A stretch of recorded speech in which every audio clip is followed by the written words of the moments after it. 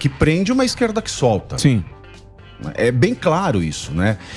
Aliás, é a pauta mais clara que a gente tem, né? Você vê o Barroso defendendo aí, que eu dizia, aliás, ele é até muito mal considerado pelos melhores constitucionalistas no Brasil. A última edição do livro do professor Manuel Gonçalves Ferreira Filho, que é o maior constitucionalista vivo no Brasil, na minha concepção, ele dedicou 6 páginas, só não poderia estar, que ele já está com 85 quase. Mas ele dedicou 6 páginas para detonar o Barroso, do curso de Direito Constitucional dele, né? Antes era só o Canotilho, agora vem o Barroso junto. E você veja a pauta dele, não prender, né? Ou seja, a água do bebê tá suja, você joga fora o bebê e a água suja junto, né? Você não vai pensar, você tem que pensar no bebê. Sim. Você não pode descartar o sistema prisional. Se o sistema prisional não funciona, tem que se fazer alguma coisa para que ele funcione, não anular o sistema, porque não existe outro sistema para que você mantenha em reclusão pessoas condenadas por crime. Isso. Mas eu acho que tinha que ser 20 anos, ponto. É isso, acabou. Exato. Quanto isso, é? É 20? É 20. Acabou. Cumpra-se.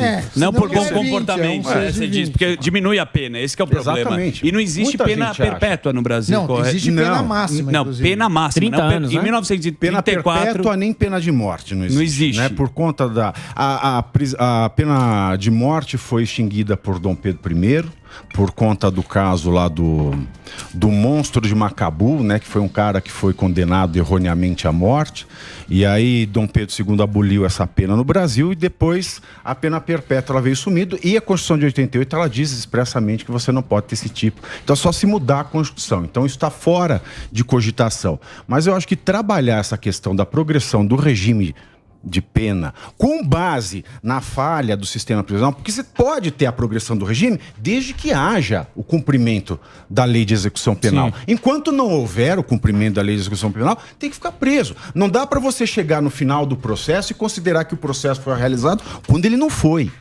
E, de fato, isso revolta muito a população. Você tem uma pena de 20, você cumpre 3, cumpre 3,5. Inclusive por assassinato. O Guilherme de Pádua, a caso do Guilherme de Pádua, que em 99 ele saiu da prisão. Ficou 6 anos, 3, quanto tempo? Ele foi preso em 93, saiu em 99, ficou preso 6 anos. Ele pegou ainda uma pena de 19, que o TJ do Rio diminuiu para 15, porque acontecia o seguinte em 92.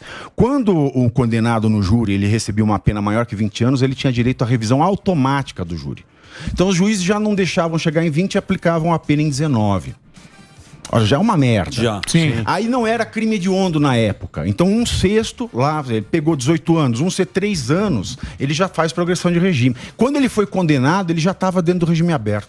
O pessoal fala, da esquerda fala muito, porque se não tiver isso, que a cadeia não regenera, mas isso não funciona como, como que eu posso dizer, exemplo para as pessoas, mais do que para regenerar a pessoa, é exemplo, ó, tipo, se você fizer merda, castigo. você vai ficar 20 anos real. Exato. E aí isso acontece. Mas a pena, ela tem que ser um exemplo em primeiro lugar. Sim.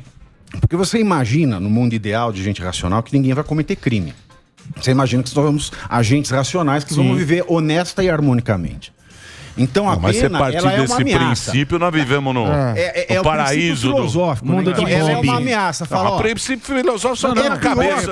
É pior para você cometer um crime e ir preso. Sim. Tá? É a primeira função da pena, é uma ameaça. É uma ameaça. É uma ameaça.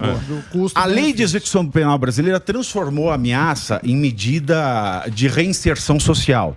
Só que o Estado nunca conseguiu transformar a ameaça, que é a natureza jurídica de uma pena, em uma medida de reestruturação social. Ela virou um castigo. E por conta desse monte de coisa que o Brasil não consegue entregar dentro dessa ideia de ressocialização, com essa saidinha e com o regime de progressão, ela se tornou um castigo pífio. Então, como ela se tornou um castigo pífio, a pena ela perdeu a natureza primária porque ela não ameaça. O cara fala, eu vou entrar, daqui 3 anos eu saio. Então ela não tem mais função nenhuma no Brasil. Esse que é o problema. A única função é arregimentar soldados para o crime organizado. É isso aí.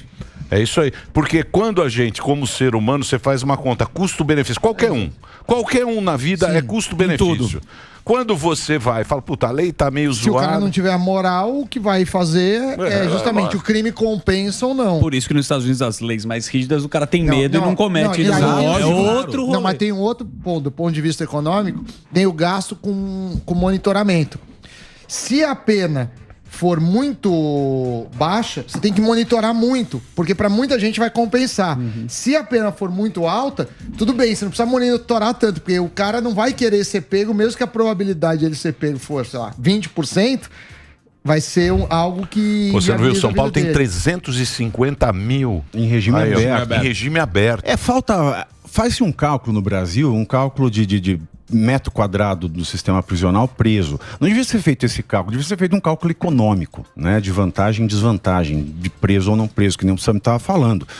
Mas ninguém quer parar para pensar, as pessoas querem soluções simples. Agora tira tudo, não, põe tudo. Então a gente fica, esse debate, a gente precisava chegar num debate mais centrado, mais científico sobre isso, né? Da probabilidade da pena ser, de fato, uma ameaça que desencoraja a pessoa. Então, mas essas discussões, eu acho... Tem 100% de segurança que o cara vai ser pego, tem que aumentar mais. Pavinato, Pavinato, você não acha que essas discussões têm que ter mais sobriedade? Porque sempre fica no berro, no grito, aquilo que você falou.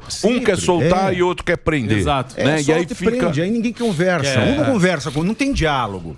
Você tem gritaria. Um tema factual que você pode falar é da Boate Kiss, né? Que acabou de sair. Boate Kiss ontem, por exemplo.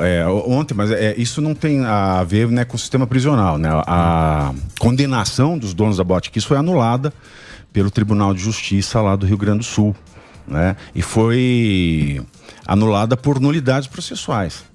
Mas vai ter outro julgamento. Vai ter outro júri. O júri foi anulado. Foi anulado o júri. Então, assim, eles não foram inocentados. Mas estão soltos, né? Estão soltos, porque não Mas tem aí condenação. caduca. Aí caduca.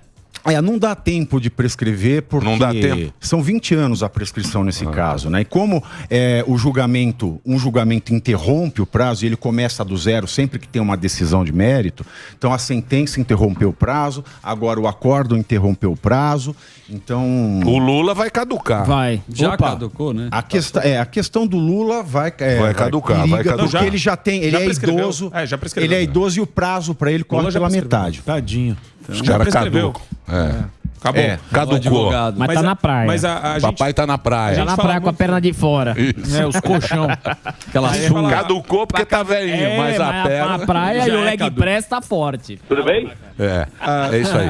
Ô, Pavinato, quer participar? Você quer ficar aí? Tem mais uma cadeirinha? Chega aí, nós vamos falar com o nosso querido... Pazuzu. O Pazuzu.